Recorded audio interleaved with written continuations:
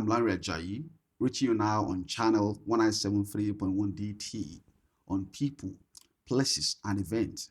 This is My Say Speaks to Me, the Calgary edition.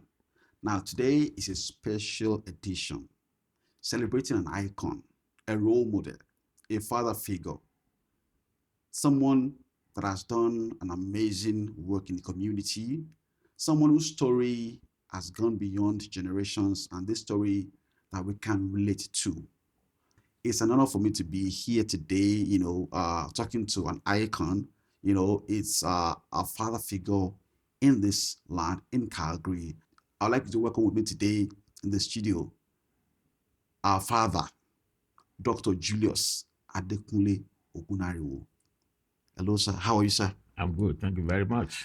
First of all, I want to say thank you very much for the privilege to come and speak with you, because I came to Canada about 10 years ago, and in the course of interacting with Nigerians, I get to know you, and from afar and then closer, and I've come to know you as someone with high morals, someone with integrity, someone that people can look up to. And for our audience who are watching me today, is turning 84, and this documentary, it's about the memoir of his book called The Measure of a Man, Influence Beyond Profession. Now, I was privileged to read that book, and I've got a lot of questions, and sir, welcome to My City Speaks to Me. Thank you very much, Larry. So, in the book, The Measure of a Man is dedicated to your mother, recognizing a profound influence on your life. Yes. That speaks about the major impact of that woman in your life, because all through the book, it was the hook from the beginning. And that actually was your moral compass all through life. So I'll go to the first questions, because we've got a lot of questions, and I hope we can, go through them. What early memories most defined you, and how did your mother's value influence your path? My mother. Yes. In my book, actually, I dedicated the book to my mom, because every time I speak in the public, I always say that in those days, if they asked me to go and bring my worst enemy to the school, I would go home and bring my mom. Why? Because the way she treated us, when she was shaping us to be who we were, we didn't appreciate what she was doing. To us, she was just a wicked woman. My mother will smack you with anything that is in her hand. I think smack is another statement. She will hit you with anything in her hand if you disobey her instructions. For example, she has 4 children, 2 boys and 2 girls. She will sit on the stool and line 4 of us behind her, teaching us how to cook. And she will tell the women, the girls, so you know how to cook for your husbands. And I would say, so what am I doing? What are we doing here? We are boys. Somebody's going to cook for us. And she would say, in case your wives decide to punish you with food, you go to the kitchen and do your own food. Wow. So that was how strict my mom was. And it was later in life that I realized that the discipline she inculcated in us was necessary to shape us through life. And when we came back from England, my mother would still want to treat her grandchildren, the way. And if you talk to my children today, they will be telling you about grandma, how strict grandma was. So, she was, yeah. So your early childhood started from a place called Odokujegi. Yes. Now, describe that place for us, then and now.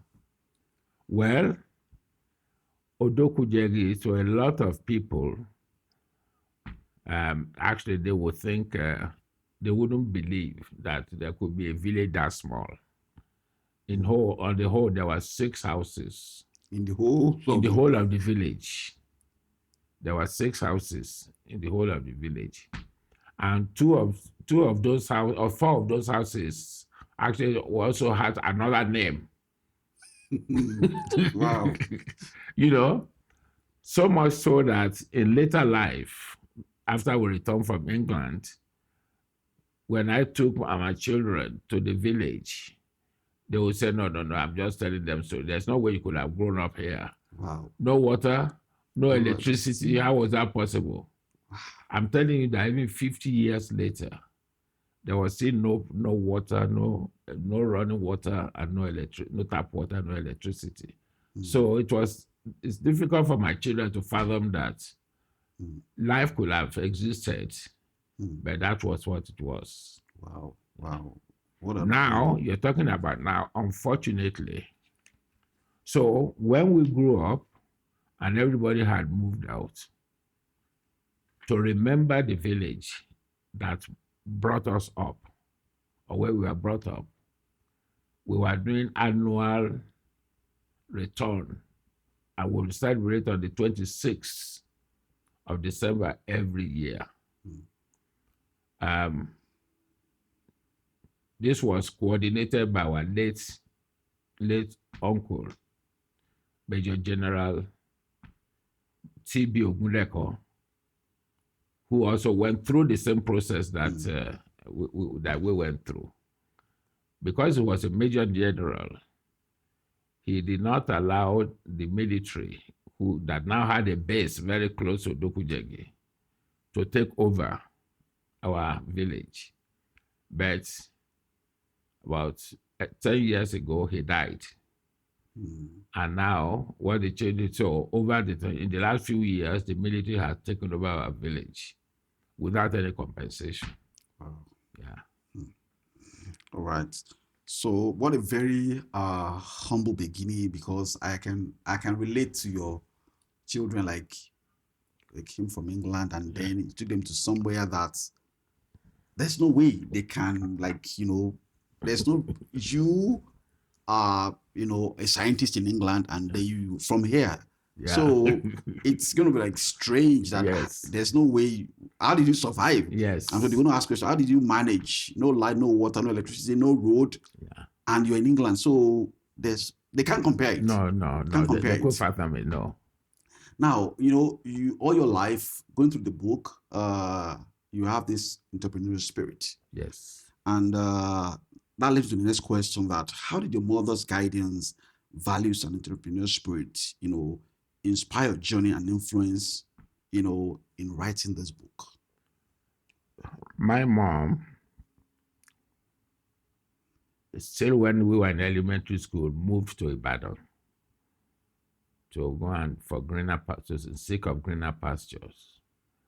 And from the money she was making, she was sending home to help our dad solve some problems. Like she would buy our shoes, our clothes, and now that would pay school fees and stuff like that. And during the holidays, when we went to Ibadan, she was selling stockfish in dozens. She would put dozens of stockfish in trays for us to carry on our heads to go and hawk. And her instruction, like I said in the book, is you had the tray on your head when you are going. Make sure when you are coming back, the tray is in your hand.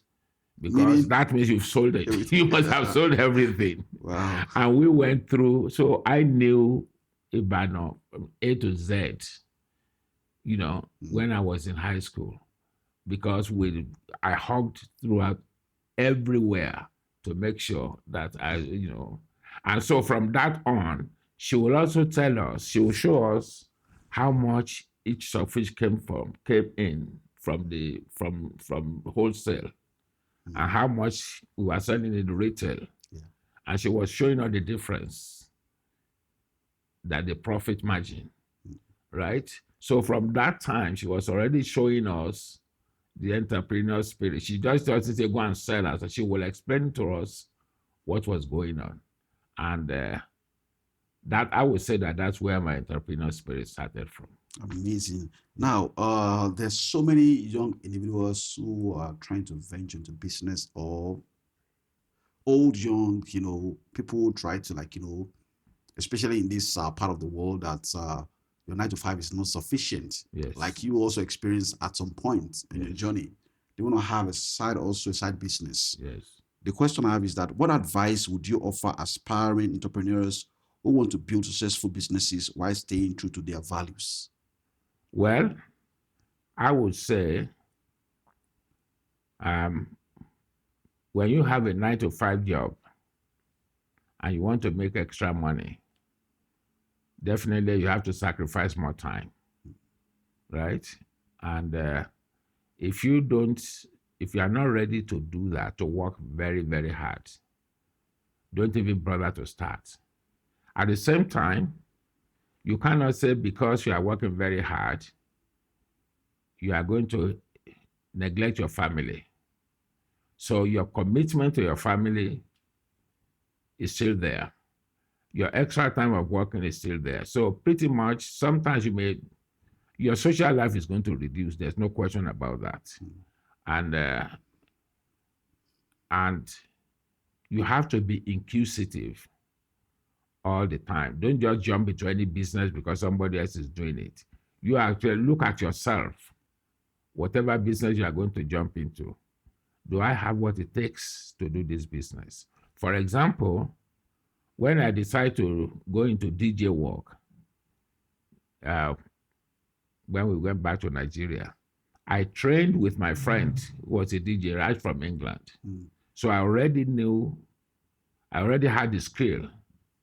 And when I decided again we are going to expand into fashion, I've always been a very fashionable person. I know that this is something I can handle, because when you go out there to go and start searching clothes for other people, you want to make sure that you know what to do. So whatever trade you are going to go into, whatever you are going into, if you don't know it already, make some efforts to learn the trade, to learn the tricks of the game before you go into it. So those 3 things, I can summarize. You need to spend extra time. You still need to look after your family, because without family, no matter how much you make, you are going to regret later on. And you must know what you are doing. You must learn the trade before you go into it.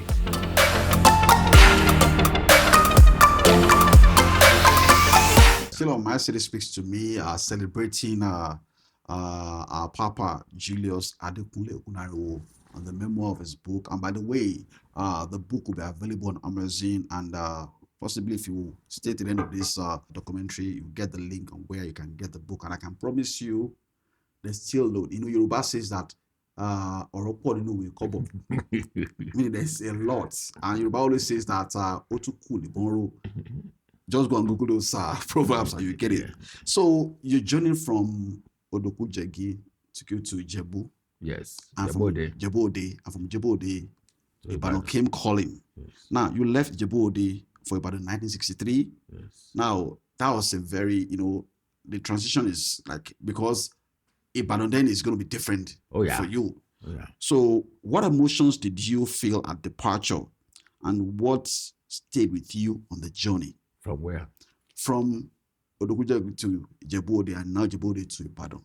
So what emotions did you feel while you are living Jebu Ode? Because you're knowing you are going to a bigger city. Yes. And before then, I'm not sure. Have you been to Ibadan before then? Yes. Yes. For holiday? Yeah, for holiday. That's where I used to go. My mother was based in Ibadan. Yes. Right. But now, I was going on holidays. Yes. To go and sell stockfish inside Ibadan. Yeah. But this time around, I was going to work. Right? So I'm going to work. It's different from going to help my mom. And then that means you're going to start making a living for yourself. Yes. So what emotions were running through you that I'm going out? Because then you're going to meet your mom, and then like there's accommodation, there's food, all of that. Yes. But this time around, you're going to now start living. Yes. What was some of the emotions, and what stayed with you while you took that? Well, first of all, like I said, going from the village to the big city had this, to a bigger city, Jebo, they had its own challenges because, like I said, I got carried away. Seeing there were advantages. Yeah. There was now constant electricity, whereas I didn't have that in Odokujegi. Yes. There was tap running water, which I didn't have in the place. So there were those sorts of pleasure. And of course, friends to play with, get carried away, and all that sort of stuff. I've stated what my experience in the high school, where I got carried away and stuff like that. I will leave that for now. But to answer your question, now going to start life in Ibadan was different from when I used to just go and help my mom because my accommodation was guaranteed. Food guaranteed. Food guarantee, everything was guaranteed. All I needed to do was go around and stuff like that. And she would give me pocket money when I was going back to Yabode. But this time around, I was going to have to do everything for myself. Luckily enough, my brother was already working there. Okay. And he had one bedroom that's to his own, to himself. So I was able to share his bedroom with him without paying for it initially. And of course, for the first 1 month, I didn't have a job. And until I had the opportunity to go to Adeoyo. So every time you move from a place to another one, there were always challenges of where do I start from? Yes. The challenges of the unknown, right? So yeah, those are some of the challenges. So you were in battle for some years, and could you say that experience in Ibadan as a single man starting out life on your own, will you say that actually helped you to know that yes, one day I'm going to be an entrepreneur, that I'm now working for myself, you're earning, now, and then will you say that actually gave you a kind of a glimpse into the future that I think I can make something of myself? Not really. I mean, in terms of entrepreneurship, nothing happened while I was in Ibadan in terms of that because I was training as a medical lab technologist at Adeoyo, which was very, very engaging. And I was there for 3 years in Ibadan. And as soon as I finished that, I was seconded back to Jebode to man the laboratory at the Jebode General Hospital. So in Ibadan, it was more of the usual fun that a young man will have. That was very, very something. With my friends, we'll go to the club, those were the days of Eddie Okonta and stuff like that. We will go and enjoy ourselves on weekends and stuff like that. Yes, smoke different brands of cigarettes, and the higher the quality of the more expensive the cigarettes was, the better you felt. Wow. Life was just normal, just what young people would do, things that I did in Ibadan. Amazing. Okay, so from Ijebode, while you're working at the General Hospital to That's head the when I lab, got the scholarship. so you at that time Nigeria got independence. Yes. And in the book you said that now the government want to now train Nigerians to manage Nigerians. Yes. And then there's an opportunity for you to go to England. Yes. To go and study in England. Yes. To get more, basically, go to England. To improve myself. Improve yourself, study, and then come back to work for Nigeria. Yeah. Because Nigeria is investing in you. Now, that is where, for me, the story gets interesting. Yes. Chapter 4. So if you're watching this documentary, chapter 4 is one of the most juiciest part. And to me, it's actually practical. It promised to be one of the best chapters in the book for me. So while I was reading, there's a particular line, that statement you made, and I just want to ask a question on that. You said you wrote that England revealed itself most slowly and not always kindly. What do you mean by that? Well, Anybody who has gone to England, not just on a visit, but to live and study or work, will know what I'm talking about. Um, the first thing that will strike you there is a change of weather. Like the day I landed there in England, I stayed with my cousin overnight, and in the morning he had to go to work, and he wouldn't leave me alone. He wouldn't leave me in the house because he didn't have his landlord's permission for me to be a visitor. So he got me to take my stuff and go to go to the hostel that I had already booked before I left Nigeria. And when I was outside there, it was very cold. I was in 3-piece suit. It was very cold. I didn't know the way I didn't know the way to stop a taxi. Wow. I didn't know that the taxi had to have for hire in front on top of it. I mean, ahead of it. Yeah. Before it would stop for you. So I was raising my hand for Every taxi. every cab, and they were passing me by, and I said, oh my God, this we don't want to take a black person. Wow. You know? And I was feeling cold and something until one of them stopped. I didn't know it's because they had for hire. That's why it stopped for me. So the weather was was a challenge. Then you go into the workplace, which is where I was training. They didn't have to pay me because I had federal government scholarship. Oh. So in that way, the workplace was more friendly because I brought my own scholarship. But when you went to the street, you started to experience the discrimination. The discrimination in those days against black people was very, very obvious, and it was very, very open. You could say people could say anything to you, and there was a politician in those days who was like Trump. He would say that the government should pay money to repatriate all immigrants.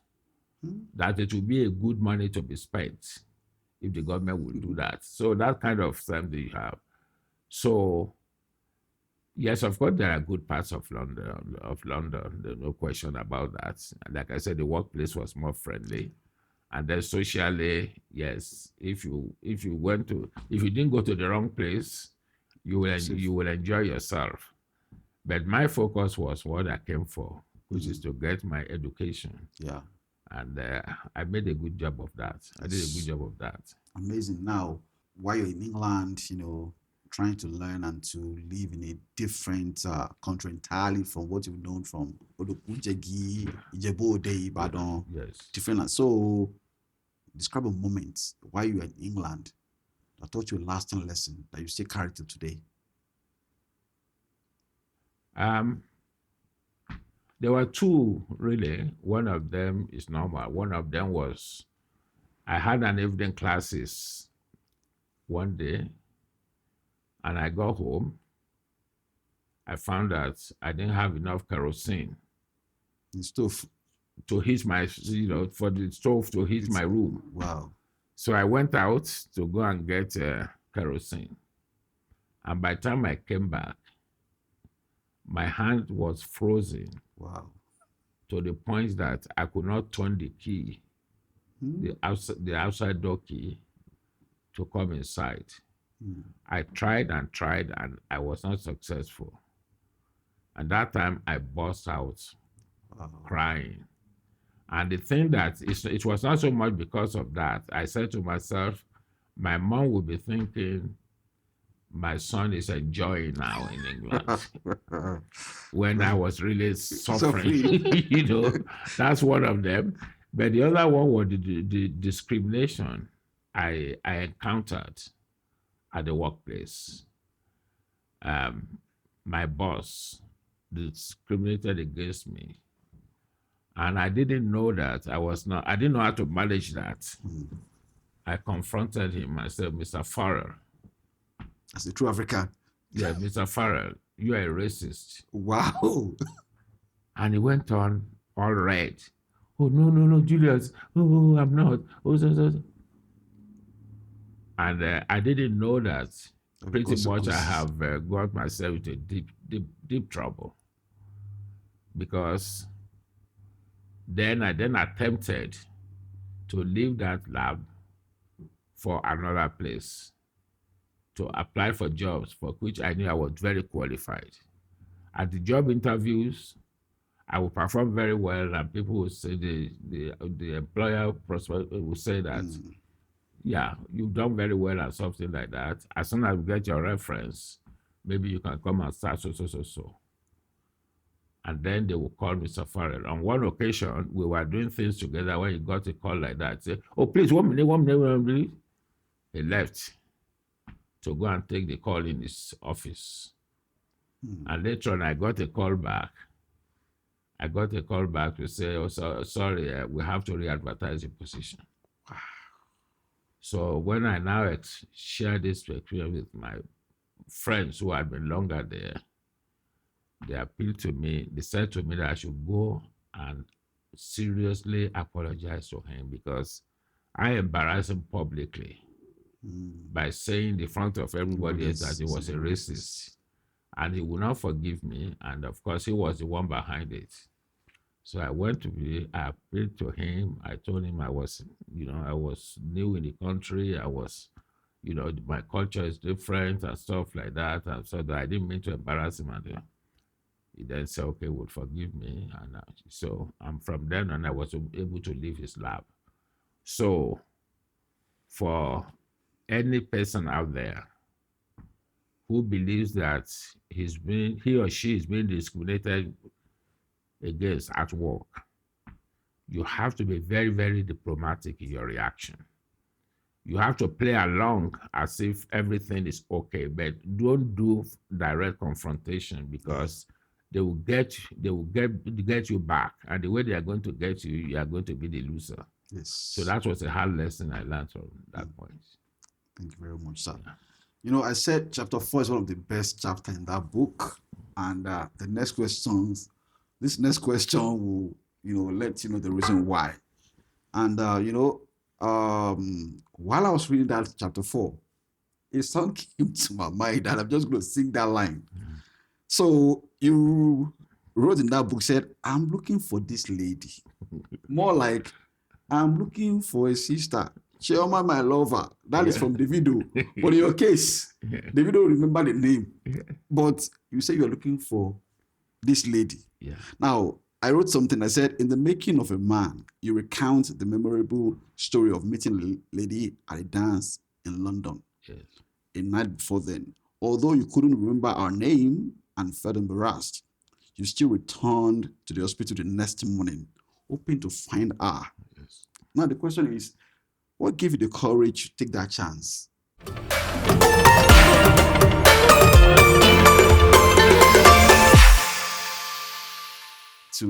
Because a backstory, you and your friend were at the party, and then your friend, you saw two ladies sitting on it, one is sitting on another person, and then your friend went to the first one. Before you know it, they were on dancing floor. And you take a move to go and talk to the lady, yes. And then the lady, okay, well, let's go and dance. Yes. And in the book, you ask her name. She gave you her name twice. Yes. And then the thought you were thinking, if I ask this lady again, she might think I'm an idiot. This guy, what's wrong with you? I told, but in the book, you remember she gave you a room number, and she said she's from Barbados. Yes. The following day, you went to the hospital to go and ask, I'm looking for this lady. Yes. Now, with those experience and everything, and you finished asking them, and they ask you, what is the name of the lady? I'm sure, describe your feeling when you went there to go and ask, describe I looked like an idiot. Because when I was reading that book, I was just smiling. I looked like an idiot, and I knew that was going to happen, because even if you don't remember anything about the person, the name is what you are going to use. You may say you did not even remember the last name, but not to remember either the first name or the last name. But I was so I knew that this was a woman that was worth pursuing. Mm. And so I took that chance at the risk of being embarrassed. Mm. I went there. And obviously, when they asked me the question, it was a party environment Yeah. where you are not dealing with bright lights on that something. I could not even describe what her complexion was or something, but that would not have helped me anyway. But the point is that they couldn't help me. They couldn't help me. So I knew that I need to take my chance. Then I decided to walk away, to go to see out, to just by chance, maybe I will see her on the street, on campus. So I went through 2 gates. At the first gate, I was going through one gate. I decided to turn back and go through another gate. And lo and behold, I met her coming back from shopping when I went through that gate. So now you actually sort of answered a bit of the question, but I was still going to ask that question that looking back, what does that experience reveal about the kind of young man you were at that time? That do you believe your willingness to take that risk reflect the same determination and initiative that later defined your entrepreneurial journey? Because you were determined to go back, even though you knew that I don't know how. Yes. I don't know if I'm not sure, but you determined to, something pushed you to go. Oh, I think that's more of a love adventure than entrepreneurship something. Because I like what I saw in her. I like her mannerism. And I knew for sure that this is a relationship that could go beyond boyfriend and girlfriend. So with all those what motivated me to take the risk to go back at the expense of being embarrassed if I didn't find her. So that's pretty much what happened in that case. It's like I've got nothing to lose. If I see her, if I don't see her, but I don't care. I knew I would not. I knew I would not be successful without trying. Yes, that is the word. Without trying, yes, you will not be successful. Yes. And will you say that is a kind of divine coincidence of destiny? No question. The fact that I was going to go through one gate, I turned back and decided to go through the actual one that she eventually came through. That showed to me that was a divine event. I don't think that was just a coincidence. That is amazing. I have this question for our audience who are watching that what lessons do you hope readers take away from this experience about faith, timing, and being open to unexpected opportunities? Oh, no question about that. Because like I said, anybody can interpret what happened there the way they like.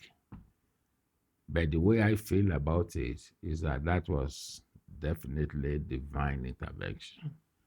And so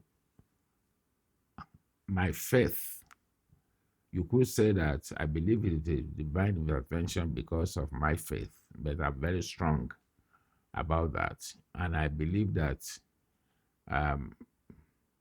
anything you want to do, if you don't have a faith in its success, then of course you have failed from the beginning. Yeah. Because it's not very often that you need to hold on to something as as the basis of anchor, yes, of your as an anchor. Yes.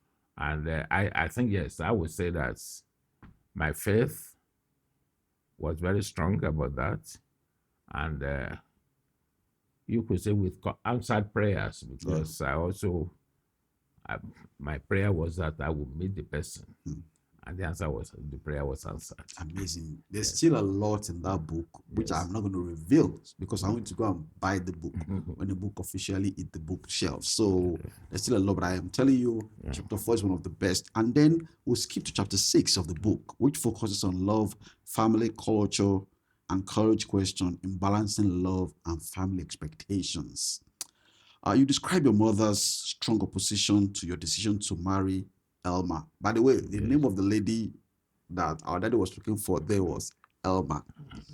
So while Elma's family had the same challenge in letting their precious daughter marry a stranger from Africa. Now the question is, how did you navigate that tension between family expectations and your own convictions? Oh, 100% that was in love. Mm. And my mother thought she was trying to protect me because her experience, I protect herself as well, because the experience in those days was that men that married foreign women did not allow their mothers to get close to them. So you could say, in a way, my mother was protecting herself. Mm. Mm. And of course, there was going to be language barrier too, Yeah. between her and my wife, which she didn't want. She had labored on this young man all her life. For somebody to come and then make her look like a stranger, Yeah.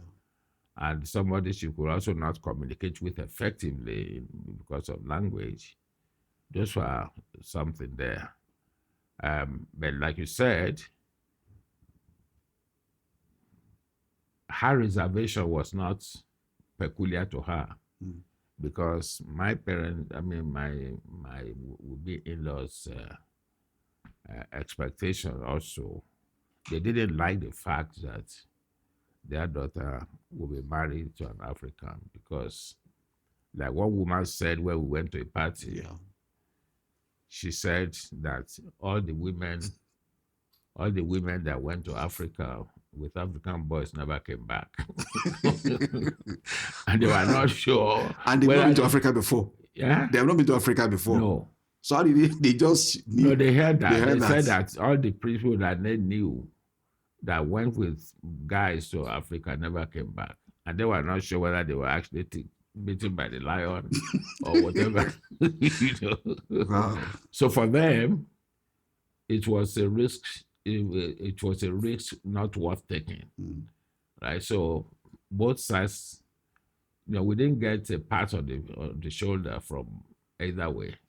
For my mother, because I was strictly in love and I was meant to marry this person, the turning point was when I said, okay, you don't want me to come back. I will hold on to England, and you hold on to Nigeria. That's when you say, okay, you can come back. Because I'm afraid, the fear is that this boy will not come back. Yes. This boy will not come back. Yes. So it's better to come back with a woman you may have challenges with than not coming back at all. So she has.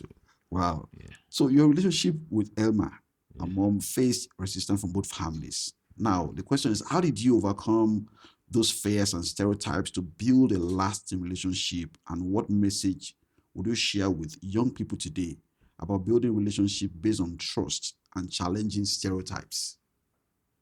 Because there are so many young men and young women that in the same situation. Yes. Is white and black, is Indian and Nigerian. Yes. She's from Jamaica and you're from India or from Russia. Yes. And what advice you would give to those young couple? I think the success of the relationship was actually because of my wife's personality and attitude when she went to my mother when she went back to Nigeria. As soon as my mother saw her, she knew that even if I had married a Nigerian woman, she wouldn't have had a better daughter-in-law than her. And like most people who know my wife here know who she is. She's very quiet. She's very well mannered. She's gently, you know, Yeah. friendly. She's friendly. You describe it in the book that when she saw your mom, she greeted your mom. Yes. I guess she must have coached her. This is how they greet in Africa or something. Yes. My mother knew that definitely I had made the right choice. So back to your question, the thing is going to start from the kind of woman you choose. Mm. Because no matter what attitude, no matter what preconception or misconception that your people may have about your wife, their conclusion will be based on what they see eventually. If they think she's a nasty woman and she found that she's a very nice, warm woman, she will change their attitude. Mm. So you want to make sure in the first place that you are dealing with a woman who is ready to imbibe your culture, because that's one of the things my wife did. I'm from Ijebu, and the favorite food for Ijebu people is ikokore, Dokore. and that takes a lot of expertise to do that. Even some Ijebu women don't know how to do. But my wife learned how to do that. Mm. And she makes ikokore. Up to now, she still does, even in Canada. So you need your wife can make a lot of difference in changing people's perception. Mm. And if you know that the woman you are dealing with will only love you, will not love your culture or your people, you'll be a fool to go into that kind of relationship, because it's not going to last. It's just going to tear you away from your family and stuff like that. And cause unnecessary pain. Unnecessary pain. You've got your unnecessary pain, yes. Now, talking about courage and misconceptions, your story highlights how information and cultural stereotypes shape people's fears and decisions. The question I have is that how did that experience influence your perspective on leadership and bridging cultures? Well, in terms of bridging cultures, it takes two to tango. Yeah. Because I think, again, it depends on personality. I'm the kind of personality that can deal with anybody, not just culture, not just about marriage and stuff like that. In my real life, most of my friends are people who are not from my tribe, especially when you look at Nigeria. And when I'm here, also, I relate to different people, on the same basis. My experience there helped in a way to show that here is a situation where, because of cultural differences, there was going to be a problem. But because of the way we handled it, we were able to overcome it. So I would say that at any given time, you need to be a people's person, in the sense that, because if you yourself discriminate against other people, it's going to be difficult for you to convince otherwise. Yes. Right? If I don't like other cultures and I go and marry into a different culture, and then I'm trying to persuade somebody else to buy into it, when I myself don't buy into it, it's not going to work. Yes. So, like I said, it's my personality. It goes a long way, because this is what I believe in.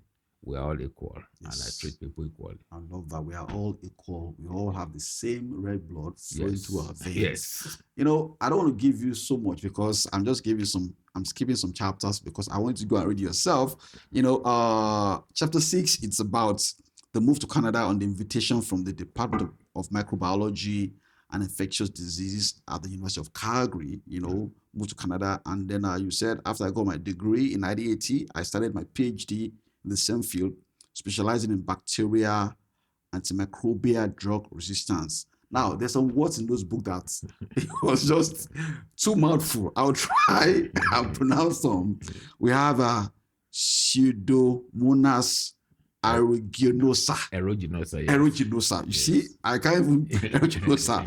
Then that is including resistance to cephalosporins Yes, cephalosporins. and aminoglycosides. See, they are mouthful. There's so many of that in the book. And for some context, Pseudomonas is a notorious bacterium that targets vulnerable patients, such as those recovering from surgery, burns, or severe illness, and can be deadly. And Daddy has written a lot of books, a lot of write-ups, that has contributed to the development of vaccines. Yes. That is amazing. A lot of people don't know that,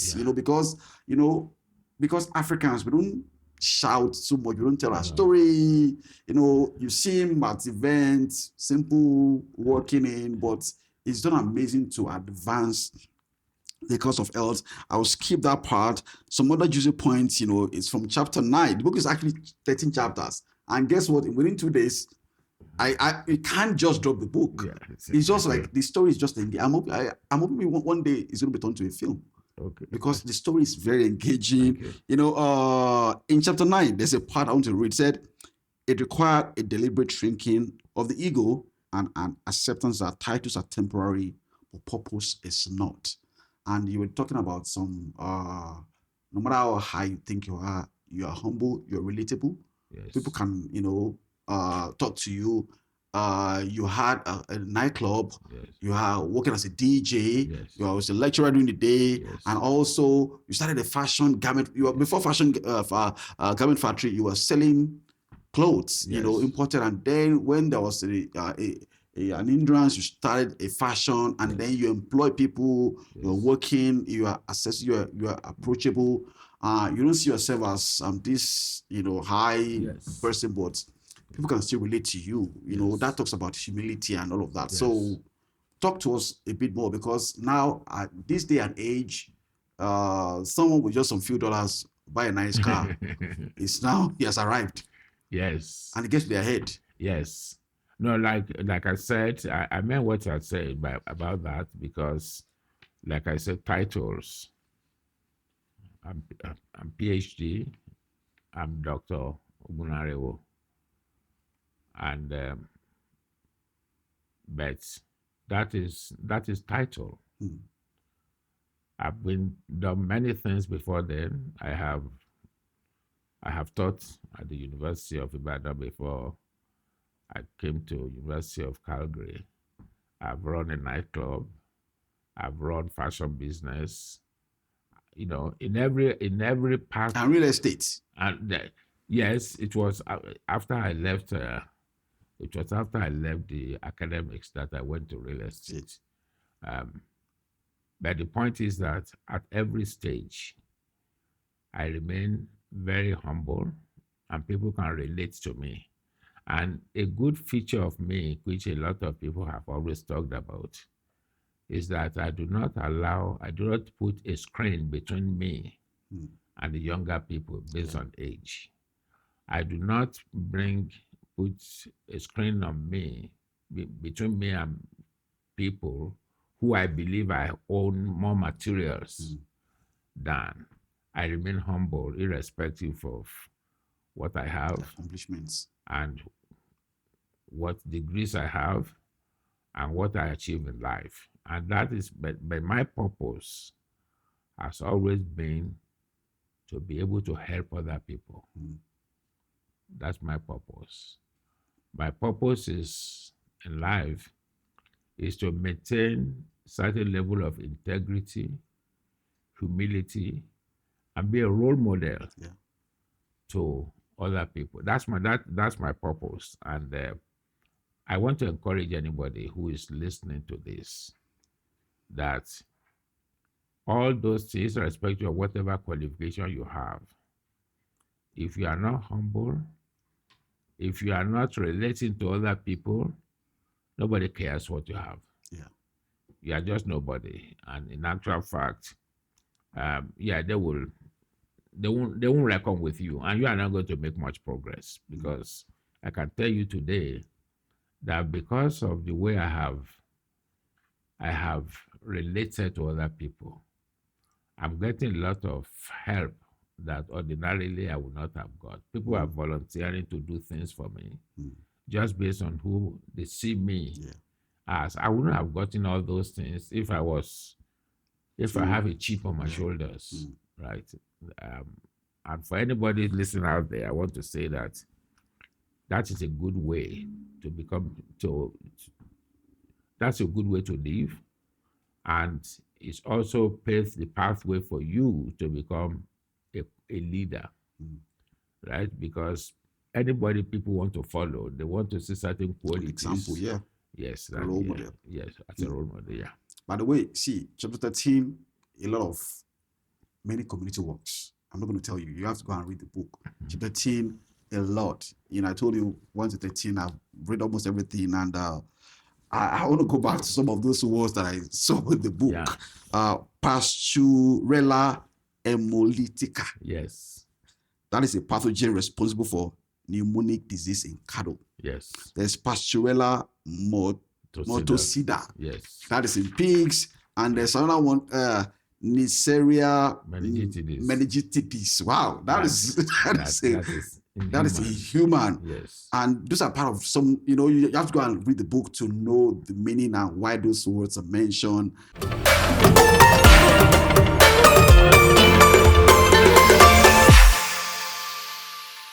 Before we go, this is still my series speaks to me, the Calgary Special Edition, talking about the memoir of our dad, Dr. Ogunnariwo. There's a part that is very funny that I'm going to close this chapter with, and it's very funny. You moved to Canada, with your kids, 4 daughters, your wife, yourself, and you're living in a 3-bedroom house. 3-bedroom. In a 3-bedroom apartment, yes, with 1 bathroom and 1 toilet. Yes. Now, there's a part that got me laughing, and I called it, I Got Here First, the bedroom saga. Yes. Tell our audience about that. Well, actually, when you say 3-bedroom, bathroom and toilet, the bathroom and toilet are inside the same room. Wow. The bathtub and the toilet are inside one room. So it's one room, it's a one bathroom for 6 of us.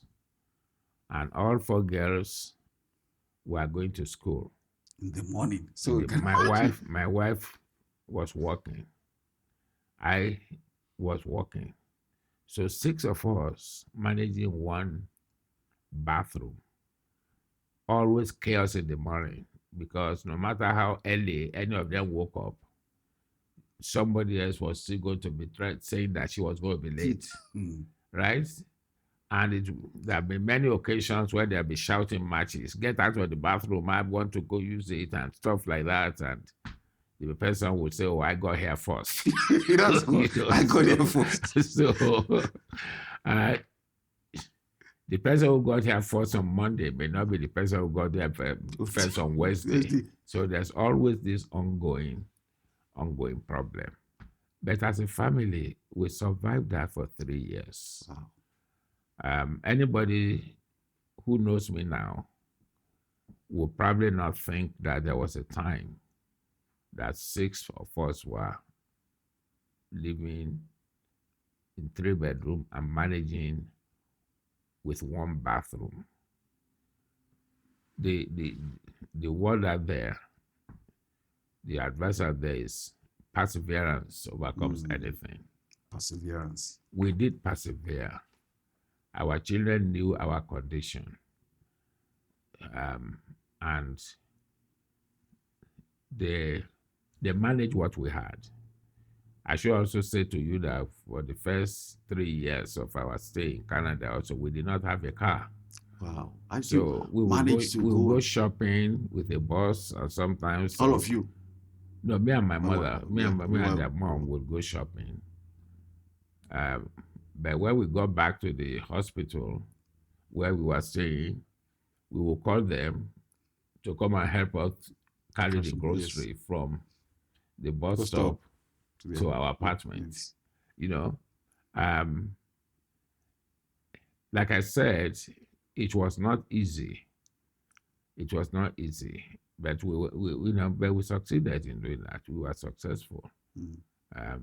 And that also probably put us together as a close family because we were knitted. Yet the children coupled, the coupled in each room, two in every bedroom, right? And they were not large bedrooms, right? So we are glad that we went through that because now each of those ladies now have their own homes. We have our own home. Nobody has to quarrel about the use of I go there bathroom. first. You all been there first. I bet they'll remember. They'll be laughing. Yes, Remember yes, that? yes. When they look back to and see where they are now, they know that we have experienced the grace of God. The grace of God. That's amazing. Yes. Now, sir, life is in phases and men are in sizes. So everyone, they are at a different stage in their life, in their career. Yes. At every phase on human life, there are challenges. Yes. And you went through yours and you made it work. Yes. With six of you in one house. So I would like you to advise some people at the phase of their life. Probably they are new immigrants or even they are old immigrants, and they're living in this kind of condition because there are still people who are living in a house with one toilet, one bathroom. It's the reality of life. Yes. Because they can't afford. Yes. So what advice will you give them on how to make it work, whether husband or wife or brothers and sisters or friends?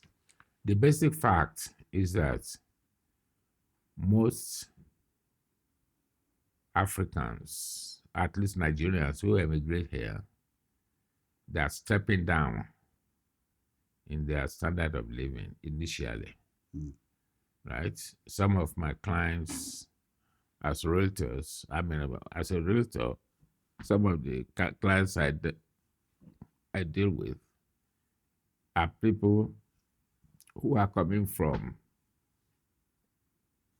having the whole house to themselves, like we did when we were in Nigeria. But when you come here, the first thing that is going to humble you is the fact that you cannot live the same standards, right? You have to step down. And that's exactly what happened to us. Now, I'm also seeing that kind of shock, which is both economical and social, they're dividing a lot of families.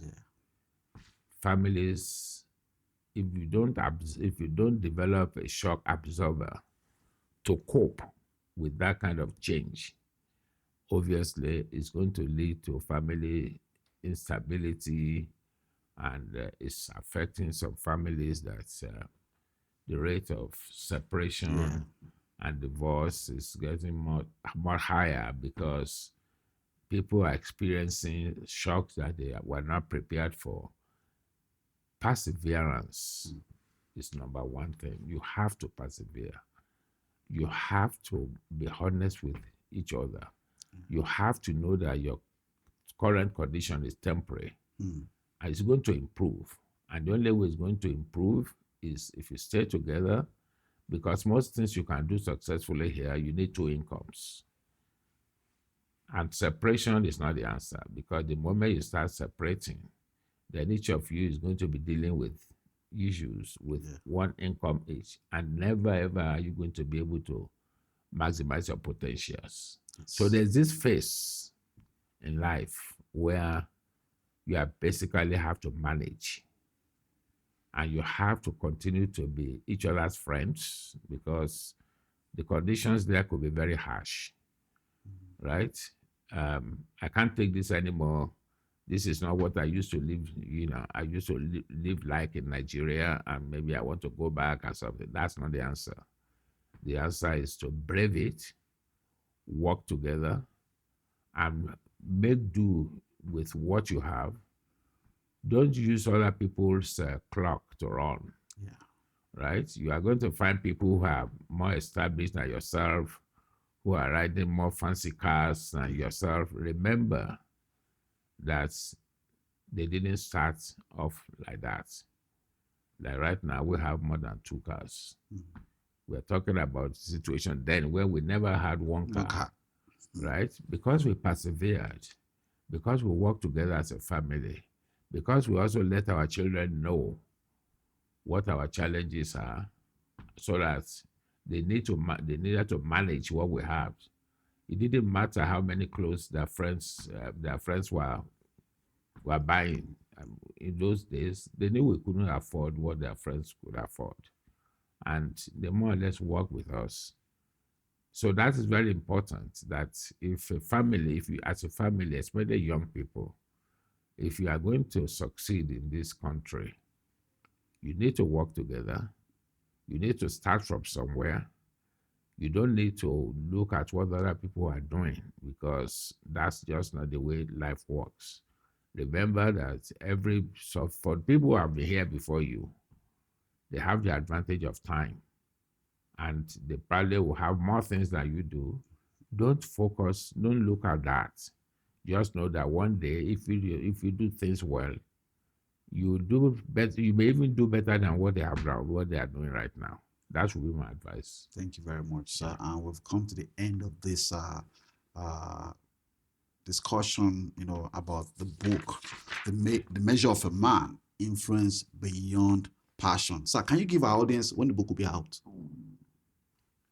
I'm going to be having a launching of the book on August 23rd, but the book is not going to be on Amazon just after that, because I don't want people to think that yes, we can always get it from Amazon. So after my launching, there's going to be a waiting period of maybe a couple of weeks or so before it appears on Amazon. But they can always. I will still have some of the books available after the launching. Okay. Yeah, in case anybody wants to get them. And is there an email that, in case people want to reach out to you? Yes, it's Julius O at shaw.ca. That is JULIUSO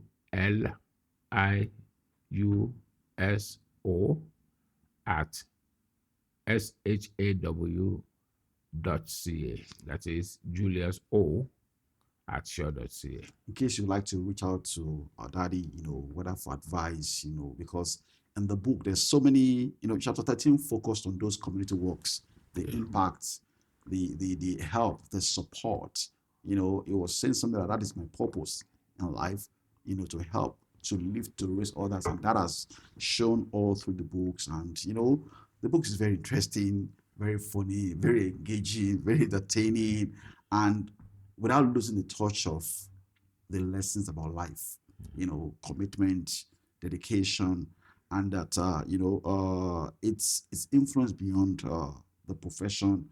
And I'm blessed that you gave me an opportunity to read the book before the book is released publicly. And thank you very much for giving us this time to come speak to you. Yes. It's an honor for me and for my brother behind the camera, Adeleke, to come here. And thank you very much for the wisdom, the patience, the understanding, and the support you provide for the community, especially the Nigerian community and also other African, other ethnicities, in our community. Thank you very much. Agbayi Konibaje. Amen. Agbayi Adale. Amen. In the name of the Lord Jesus Christ. Amen. Thank you very much, sir. Thank you very much, Larry, for your time. Thank you very much. Thank you for doing this for me. Thank you, sir. I really appreciate it. Thank you, sir. Yes, and I will see you at my book launch on August 23rd. By God's grace. Thank you. And on this note, I draw the curtain on today's episode of My City Speaks to Me, the Calgary Special Edition, celebrating our father, Dr. Julius